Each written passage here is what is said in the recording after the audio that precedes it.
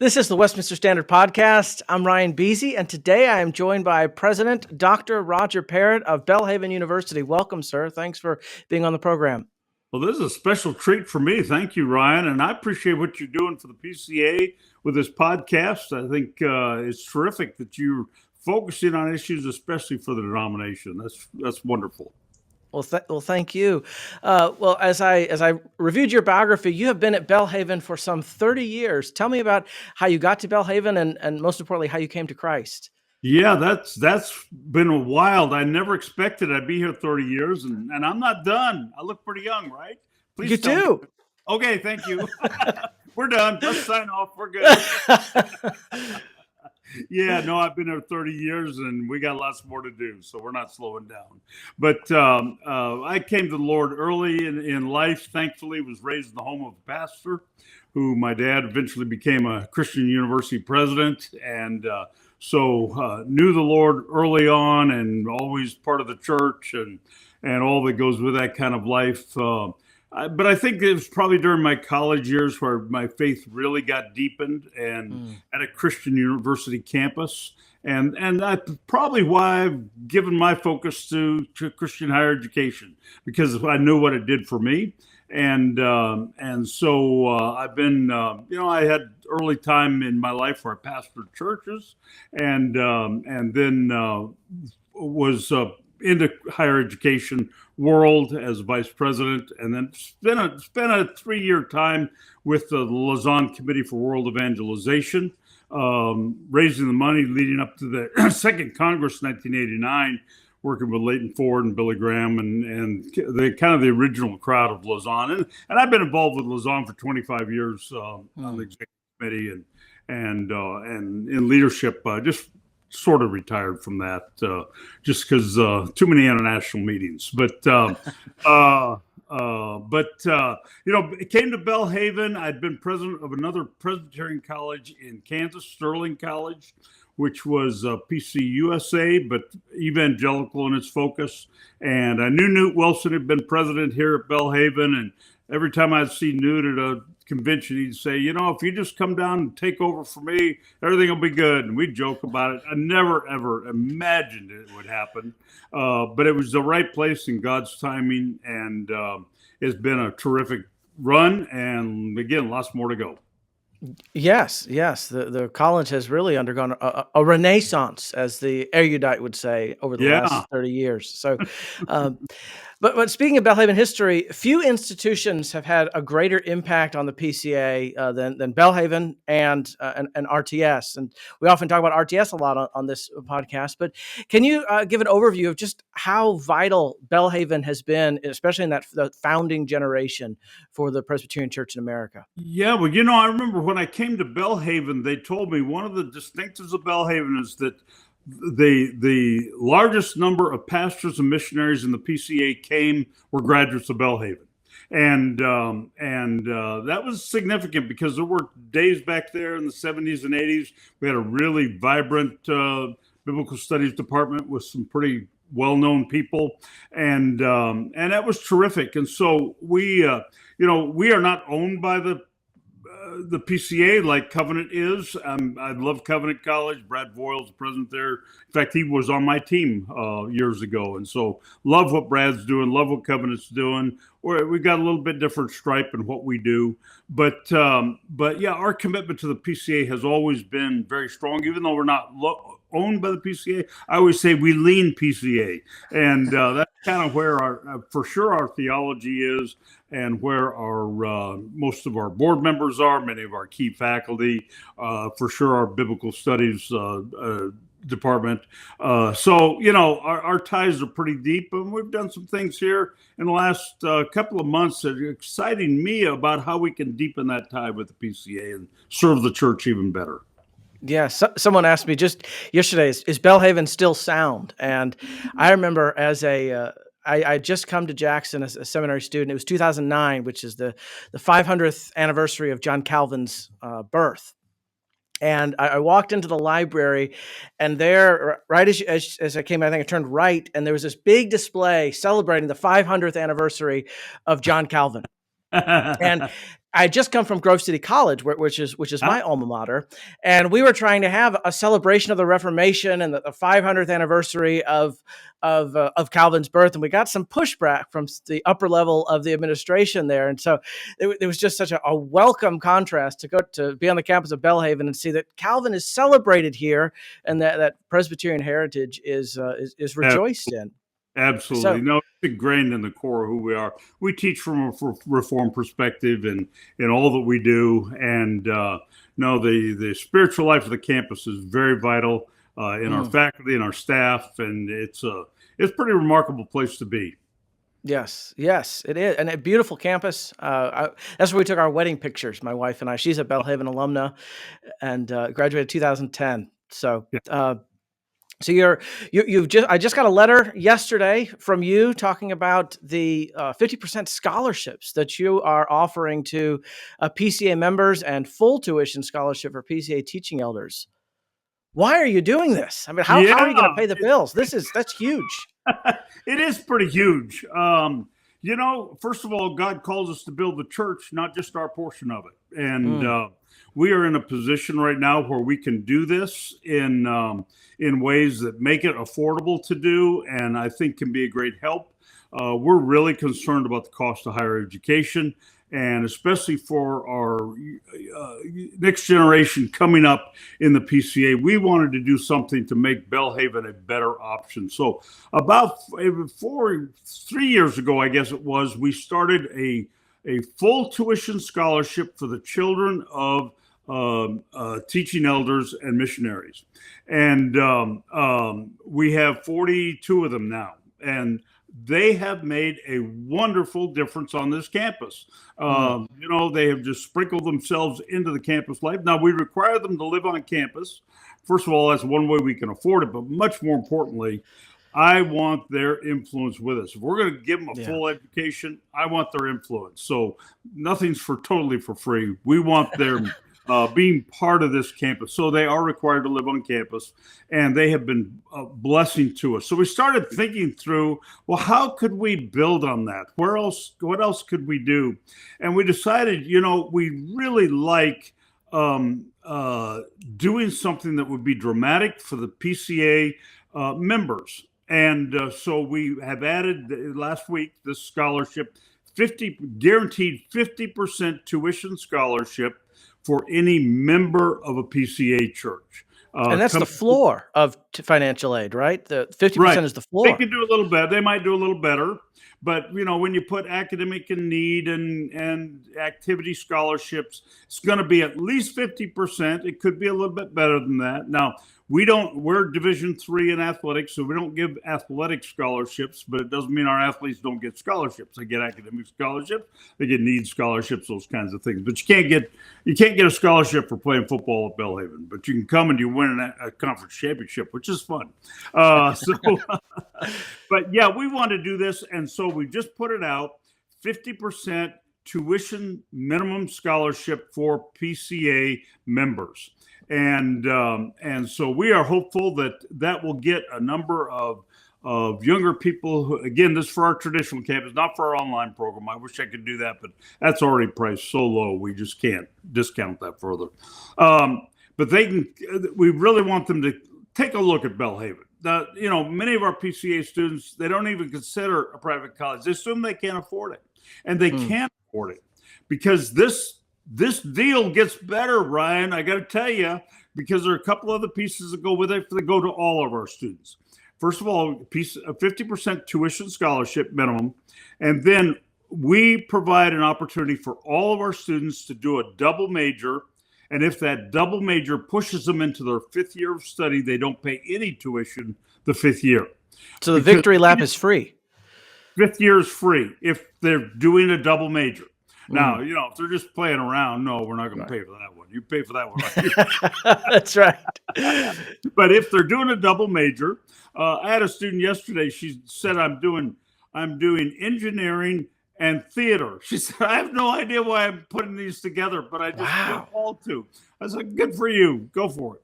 So but you can put together any 2 majors, and if it pushes you into a additional semester or year of study. They don't pay any tuition the 5th year. And I think with this market for the marketplace of employment, to have a double major really is a huge advantage. And then there's one more thing that we do, which is for all of our traditional students. And that's that any graduate of Belhaven, the traditional program, we give them a free master's degree. So they can take any one of our, I think we got 17 or 18 online master's degrees. They can take it right after they graduate. They can take it 5 years, 10 years later. They can bank it, take it 20 years later. We don't care. And take it whenever they want. So, you take a student who might come to a school and do a psychology major. Well, with us, they could do psychology and communications and get an MBA all for the same price. And wow, that's a pretty good deal. And then when you add this scholarship of 50% for any member of the PCA, we just think it's a pretty attractive deal to say, yeah, I need to take a look at Belhaven. Come visit the campus. We find that about 50% of the people who actually visit the campus enroll, because it's a pretty remarkable place. When you've had your wedding pictures there, so it's a beautiful place, but it's wonderful people, and that's why they come. And the way it's in Jackson, which is a metropolitan area, so you've got the Whole Foods and all of that, but it's in a neighborhood. It's a wonderful, almost idyllic setting, right at the top of a volcano, though, isn't it? It hadn't exploded. We're good. that was always something I found remarkable.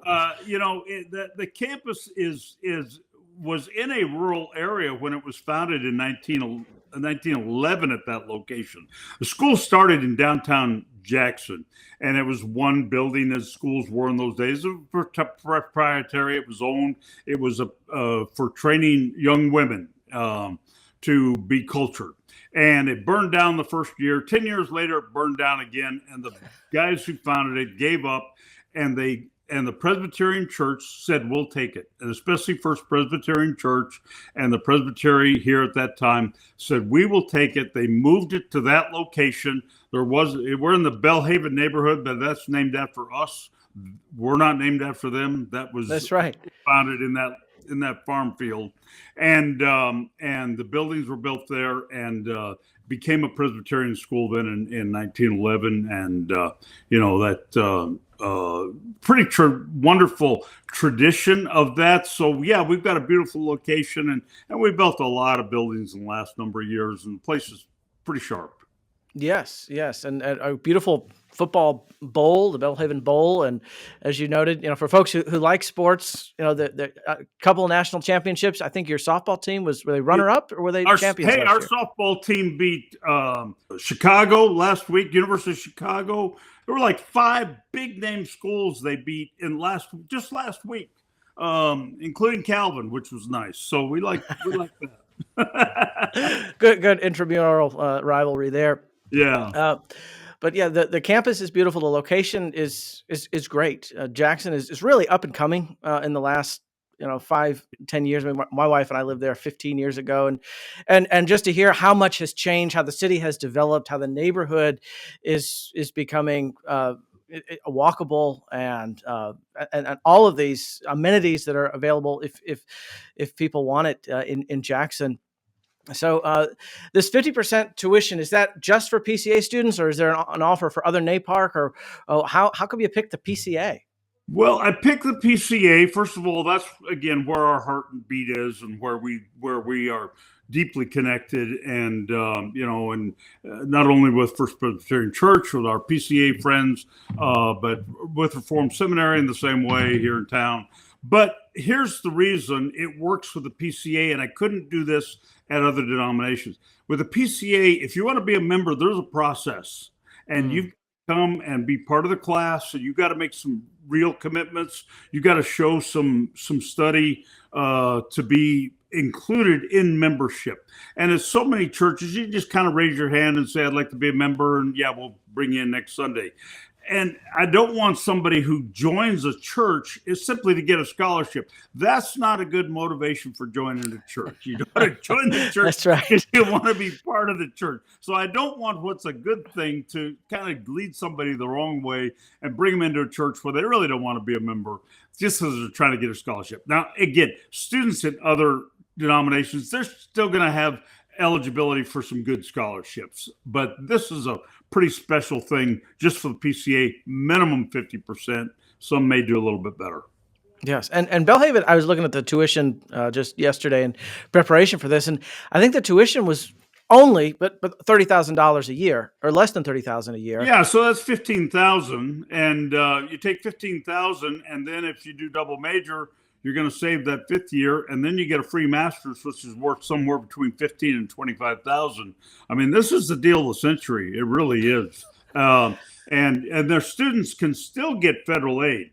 So you can still get federal Pell Grants. You can still get federal loans, and loans when you're investing in yourself is the best loan you can take. I hear people say, I don't want to take any college loans. Well, some of those stories are pretty skewed about what college loans are about. And a lot of those big loans are done by for-profit companies who are chasing students who really shouldn't be in school. I don't think you have a basket weaving major at Belhaven. all of your majors are focused on serious about education. Yeah. Right. Yeah. And, I mean, our acceptance rate, I think, is about 45%. Ole Miss's is 97%. So that kind of tells you we want academic rigor in what we do. We want people who are serious about study. But the loans, you could take those and pay them back in a reasonable time and not be in a difficult place, because the best investment you can make is in yourself. And, we know a college graduate's going to make about $1.5 million more than a non-college graduate. But the other thing that's scary is that for evangelical students from across lots of different stripes of the church, but 50% of them who go to a secular institution will lose their faith before they graduate. And that to me is devastating. Yeah. Colleges and universities are too often tearing down faith rather than building it up. We want to build up faith in our students, and we want to help them grow. We want to deal with the hard questions, though. I mean, chapel, I speak in all the chapels. So we got rid of all the kind of the guest speaker and, the smorgasbord that's traditional of campuses. I do all the chapels now. And this semester I've been focusing on listening for God, and listening for God in helplessness, listening for God in anxiety, listening for God in confusion, listening for God in failure. We're dealing with the hard questions that students have to deal with to grow in their faith. We want that to happen, but at the same time, we want to be a place that is solid. We're never questioning in our faith, always building up, always strengthening, and all of our faculty do that. And every single course taught at Belhaven is taught from a foundation of biblical principles.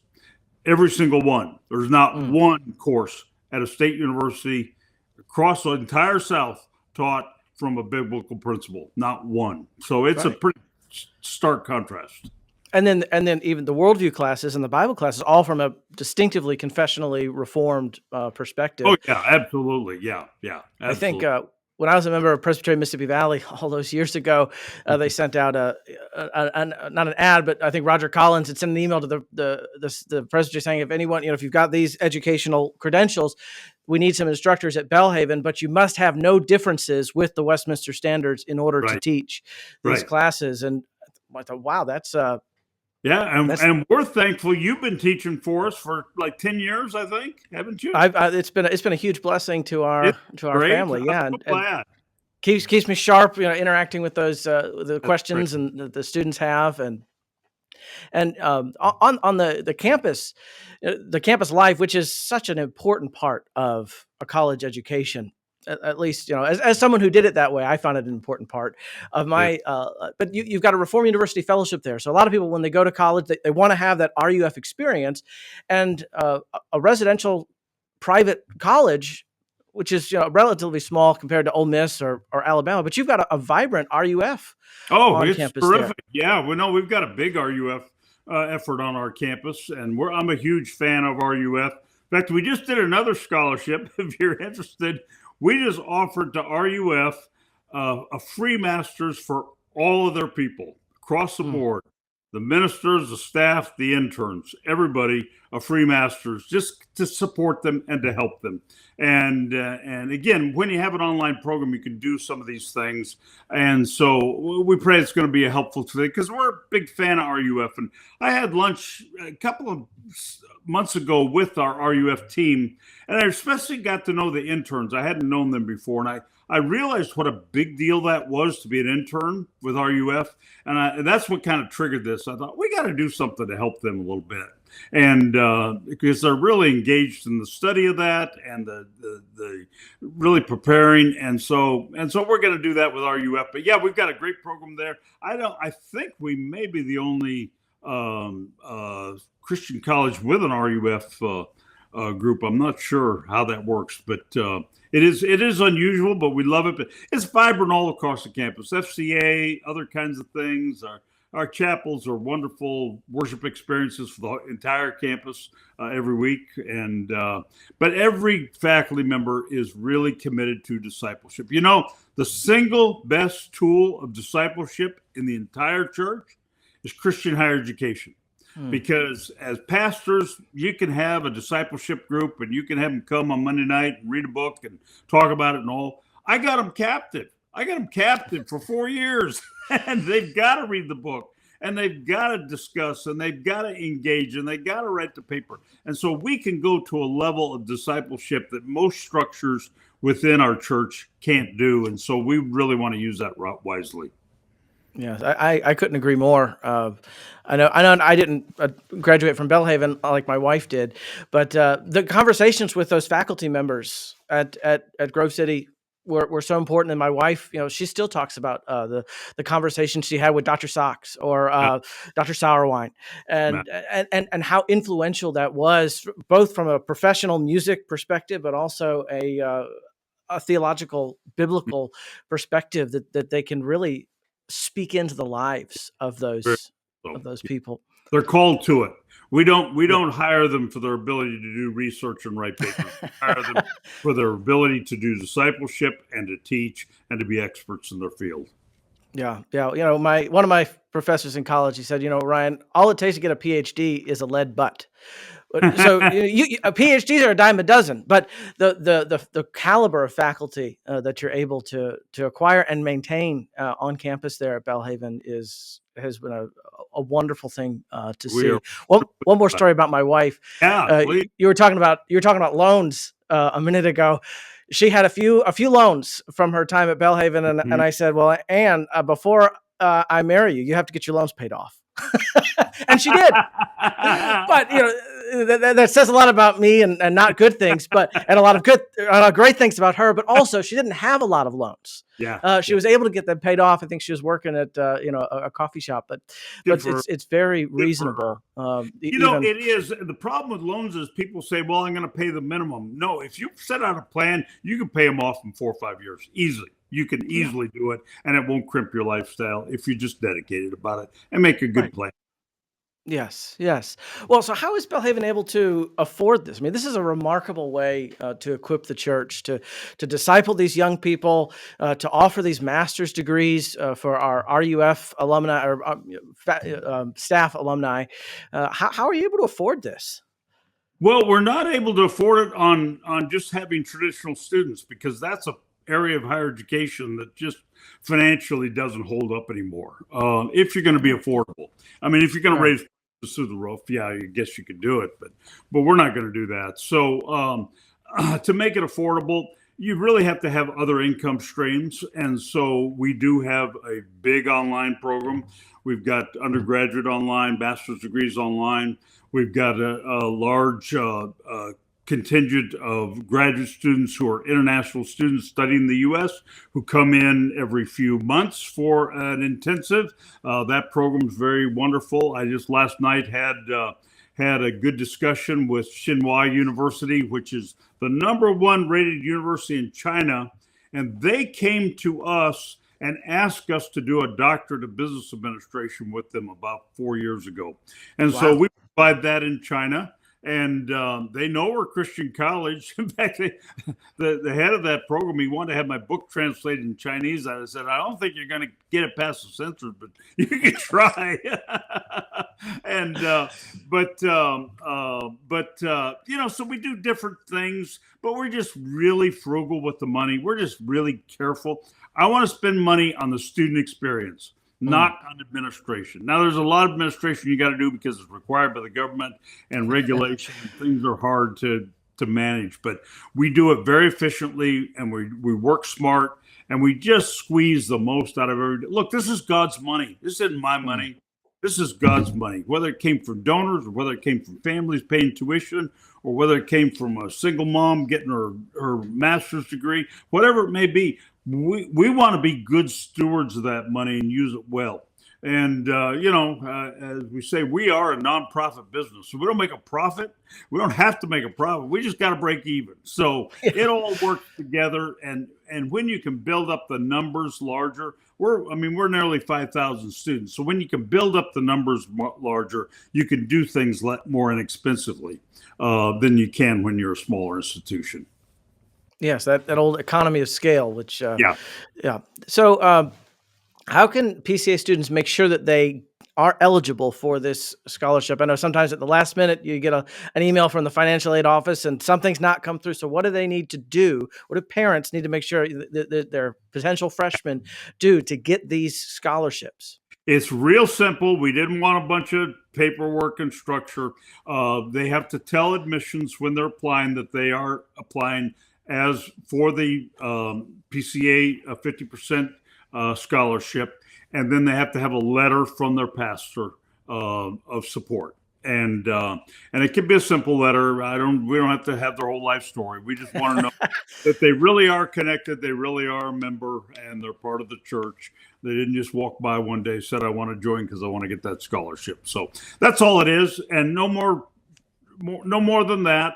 They still have to be accepted, and academically they got to be accepted and all that kind of good stuff.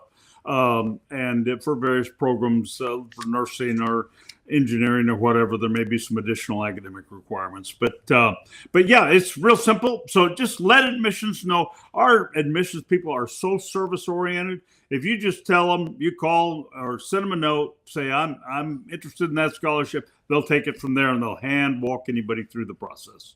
And we won't have any oops at the last minute with the financial aid department. It'll be okay. That sounds so easy. I mean, it's easy. Yeah. Just two pieces of paper. Tell them to come to me. I mean, I give all students and families my home phone number. I mean, I'm not sending my kids to a place where I couldn't get a hold of the person in charge. So call me. Send me a note. My email's simple, president@belhaven.edu. That's my private email. Nobody else filters that. I read it directly. And send me a note. And if somebody's got a problem, we'll work it out. We'll help them. That's wonderful. And again, that's the floor, right? If they do the FAFSA, there's other scholarships available. So might do a little better. And some might bring outside scholarships as well. And, you might get a Rotary scholarship. You might get a scholarship from your school, whatever it may be. That goes on top. That we're not going to take that out of your 50%. So these are all stackable, to use the coupon language. Yeah, if you bring them from outside. Yeah. That's huge. And there's one other program that you talked about, the partnership between Belhaven and RTS. And I know there has been a faculty pipeline and a student pipeline going back since the 60s. But you're expanding the biblical studies program. And how is that going to work with RTS? Are you relying on their faculty? We're kind of excited about that because you mentioned at the beginning of this conversation where Belhaven kind of used to be in the 70s and 80s with biblical studies and lots of pastors and missionaries coming out of Belhaven. And yeah, that field has, gone down some. I mean, you don't have the numbers of students applying in that arena like we used to. And so we said, what can we do? We've got to do something to help more students choose biblical studies as a major. And so along with this, we are doing pretty remarkable. It's a pretty generous scholarship. I probably don't even want to say the number out loud, but it's a pretty generous scholarship for those interested in majoring in biblical studies. So if you're going to major in biblical studies, you'd be eligible for that additional scholarship. And let's just say it's going to put you well above the 50%. So it's even better for those in biblical studies. And then I called Lig and Duncan about it at RTS, and I said, Lig, I'm thinking about doing this. He said, oh, this is great. He said, a bunch of them will come to RTS. Let's figure out. So we're going to do some co-programming with them, maybe some classes that might cross over, at least some lectures that do, because they're 5 minutes away now, and they're especially in their education. And so it's real easy for us to work with them. So I think for biblical studies majors, we're really at a place that's pretty remarkable. Just hired 2 new faculty in that area, really pleased with the quality and who they are, the heartbeat, the pastoral care of all 3 of the faculty in that arena. I mean, that's really where they are driven. And so I think we're doing the right kinds of things in biblical studies that develop pastors and others out of biblical studies who can really make a difference for the kingdom. Yes, and to have people coming to seminary with that firm foundation in the Reformed faith, the Reformed understanding of the Scripture. Yeah, so they're not coming to seminary with all these differences with our confession. And, and it's fine to not be Reformed. I want to say that. But if you're going to come to RTS, and you got a bunch of differences and you got to work through those, but to have that already sorted out is a huge blessing, because you can get so much more out of seminary and then be ahead when you're actually doing full-time ministry work as a pastor or a missionary. Yep, very much so. And so is that scholarship also stackable? So if a PCA person wants to major in biblical studies, I'd be writing checks if we did that. So I can't go that far. Okay, so it's hint, it's that good of a scholarship, huh? Yeah, it's that good of a scholarship. So Wow. No, it's one or the other. But I think anybody would be happy with either one of them. It's really pretty good deal. When you look at that, and you look at the 5th year, the 5th year free for double majors and the free master's degrees. When we did these programs, we thought a bunch of schools would follow us. We've not had one university in America follow us on the free masters or the double major. And so it is a pretty remarkable deal that nobody else is doing. And again, that's our commitment to the church. That's about building the kingdom, not just building Belhaven. Yeah, I could just build Belhaven and we'd make more money and put money in the bank. But what good does that do? That's we're not storing up our treasures here. Let's put them in heaven. So that's what we want to invest in. Yeah, and that Biblical and Theological Studies master that you have, a lot of that could count toward ordination. So if someone has a bachelor's degree from Belhaven and then goes to get some master's in BTS from Belhaven, it could only be one more year at seminary that they would have to pay for, which could probably get a bunch of scholarships. So this is a way. I've heard that a lot of PCA guys are coming with a bunch of debt. This is a way to do it debt free. No, it really is, and and for everybody on listening to the podcast who said, "Well, I haven't got an 18-year-old ready to come to Belhaven," we got a huge menu of online degrees for people studying undergraduate and masters and 2 doctorates, education and business. But there are about 4,000 students studying online with us. We're really good at offering online degrees, and those are priced really, really well. We price match essentially with Liberty and with Grand Canyon and the other big national organizations. And so the prices are good, but they still get the same biblical integration all the way through in what they're doing from a Reform perspective. And our MABTS, our Masters of Biblical Studies and Theology, has done extremely well. I think there are like 350 students in that program right now. And we do that in partnership with Third Millennium Ministries, and we love Third Mill. And so we use a lot of curriculum together and do work together on that with Third Mill, which has been great for us. Yes, and again, distinctively Reformed. This isn't just a general biblical studies. This is confessionally reformed. So what other exciting programs and activities? When I left Jackson, I think you had just finished the apartment on-campus housing. So I'm sure there's been lots of updates that have been in the email that I should have read. But tell us what about the improvements to the campus and other areas. Well, we haven't got much more space to build, so that's in some ways a good thing because the cost of building is going up through the roof right I now. know. So really building more programs. We just launched a new Masters of Data Science. It's a hot growing field. A lot of big data science centers going across Mississippi and across the South, especially. And so, Masters of Data Science. We've just launched a Masters of Counseling, which is only licensable for Mississippi. But it's RTS again has a Master's of Counseling, which we love their degree. It's a in-person degree, and they only take 25 a year. Ours is mostly online. They have to come for a couple of weekends, but it's mostly online, which allows people who are working to do a Master's in Counseling. And I think we've accepted about 50 students in that. We got 350 applications of people wanting to get into that degree. So that's a good addition for us. Our fastest growing degree has been our Doctor of Business Administration. So much in the marketplace now, kind of a master's is expected. And so more and more people are pushing into the doctoral level. And so the Doctor of Business Administration doing extremely well. But, we built up our softball team won so much, we finally figured we got to build them a field. So we did that one last year and got that one done. But, the campus really is kind of a jewel and built out, and we don't really, if somebody wants to give us $30 million, I need a business building. So use that email and contact me. But other than that, I don't think a big broad-based campaign is probably a healthy thing for any university to do right now. This is an unusual time for higher education. Christian higher education needs to be sharp and needs to be smart and needs to be watching what's happening, because we've got to stand up as our distinctive right now more than ever. Yeah, I was talking with Jesse Ryan several months ago, who works for the Center for Academic Faithfulness and Flourishing, and he was saying that there are, Christian colleges are going in two different directions, and the ones that are just trying to provide a bland, sort of toned down experience of college generally are seeing enrollment plummet. But those who are leaning into their confessional commitments, their distinctives as Christians, are flourishing. So what are some of those challenges, the headwinds that Belhaven is navigating right now? Well, I think that there's been a big push among Christian colleges in the last couple of years to more define yourself by your political stance than it is by Christ and the Bible. And we're pretty serious. We're committed to Christ and the Bible.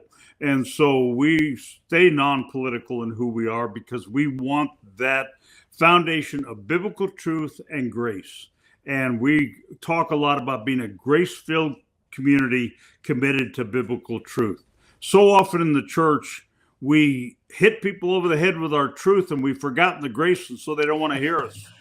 Yeah. But, when John was asked to describe Jesus, and John probably was closest to Jesus, he said he came full of grace and truth.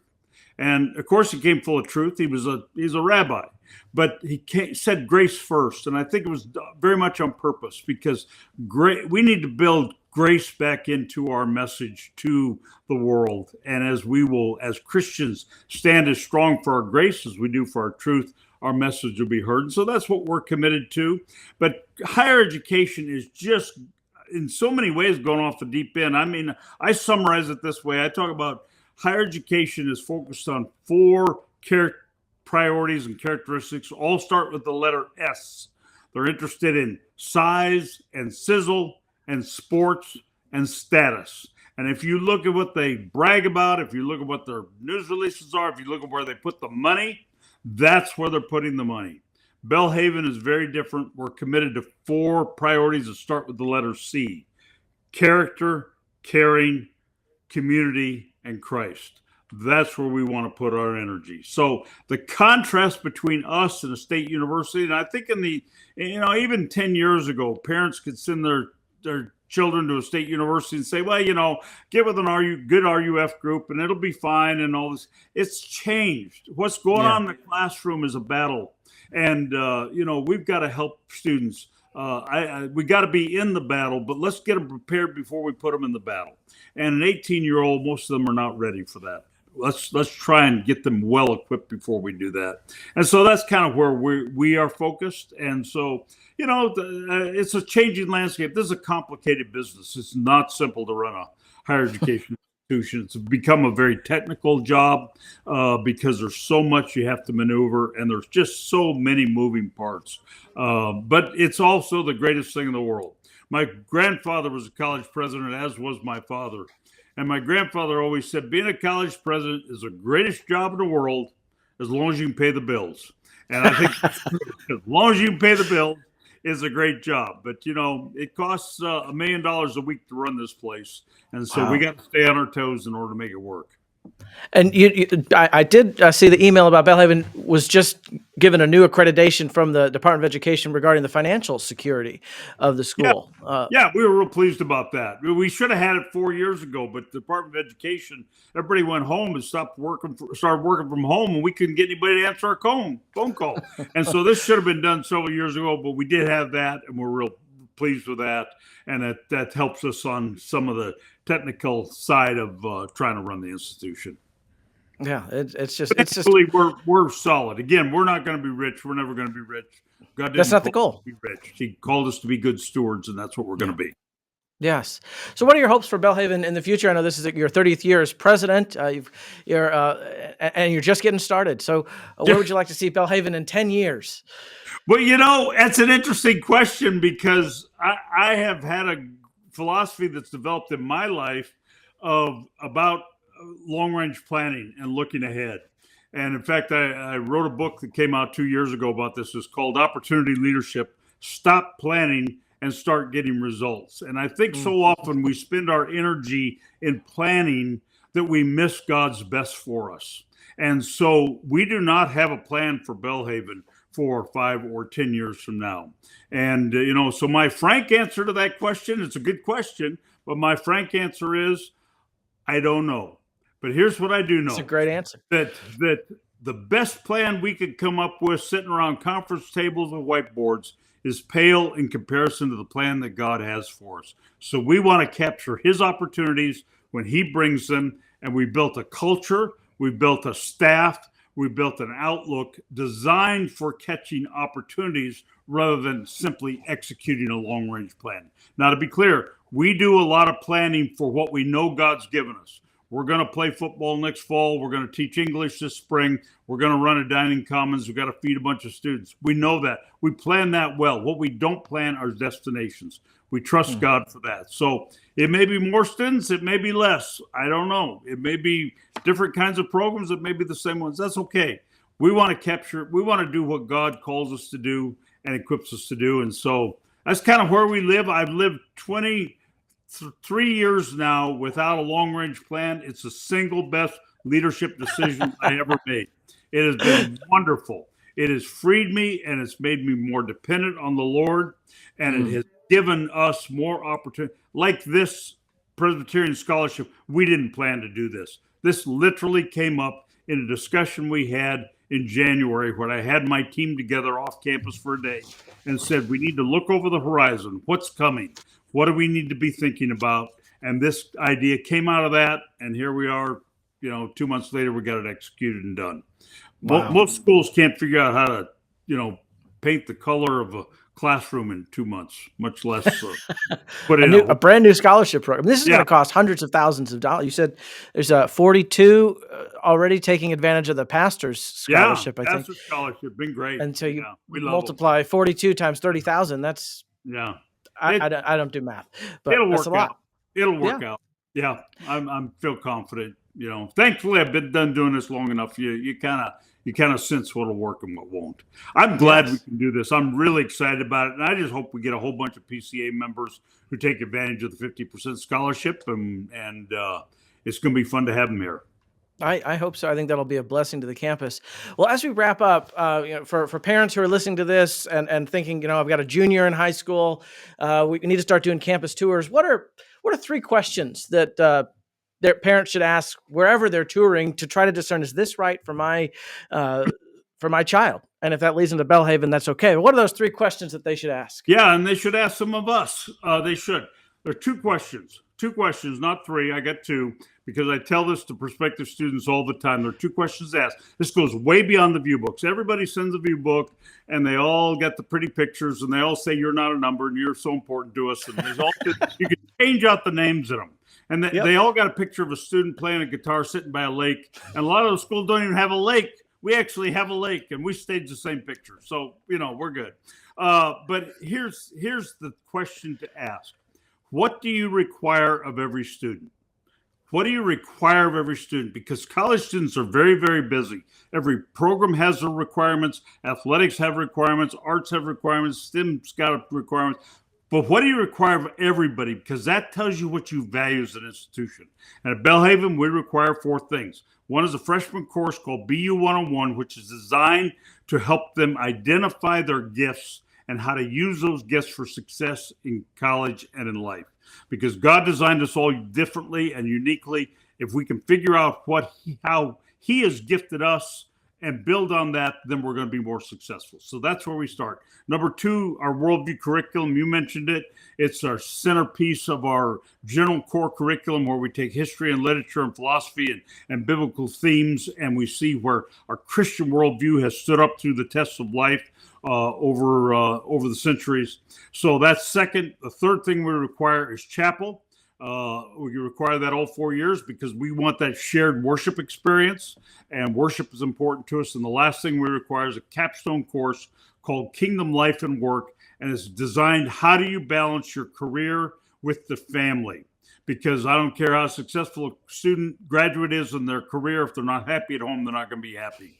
So by that, you can tell what we value. We value gifts, we value worldview, we value worship, and we value the family.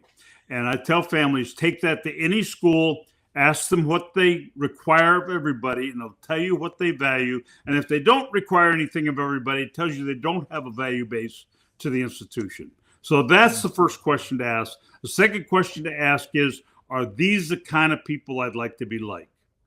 Because too many students, the numbers are really high, the number of students who select the college within about 12 minutes of being on campus, which means, do you like it? Is it a pretty place? And I hope when you come to Belhaven, the flowers are out and it's a pretty place and you like it. But that's a dumb reason to select a college. A college will not clone a student, but they have a huge impact for good or for bad. So for the faculty, for the students, are these the kind of people I would like to be like? Because you'll tend to take on their characteristics and nature. That is the nature of the college experience. So whether that's good or whether that's bad, you need to be asking that question. But I do have a document and some videos on the real cost of college, which may be the third question, about how do I afford this thing? And I've really detailed that out. Some people say, well, I'll go to community college, save money. Well, you may not. Read the paper.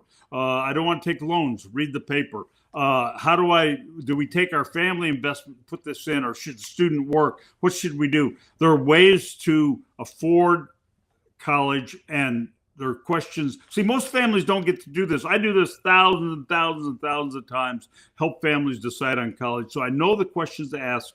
The paper is long. It's about 15 pages. Just read the parts that you're interested in. But it'll help ask the real cost of college, because there is a cost, not only financially, but there's a cost to your soul and there's a cost to your spirit if you make the wrong decision. Well said. Well, Dr. Roger Parrott, thank you so much for your time, and thank you for this scholarship that you've arranged and planned.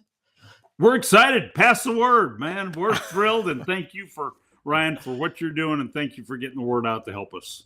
Oh, my pleasure. Thanks for joining the conversation on the Westminster Standard, which is the podcast of Jude 3. For more information or to support our work at promoting confessional renewal within the Presbyterian Church in America, please visit our website, jude3pca.org. Join us again next time. I'll talk to you then.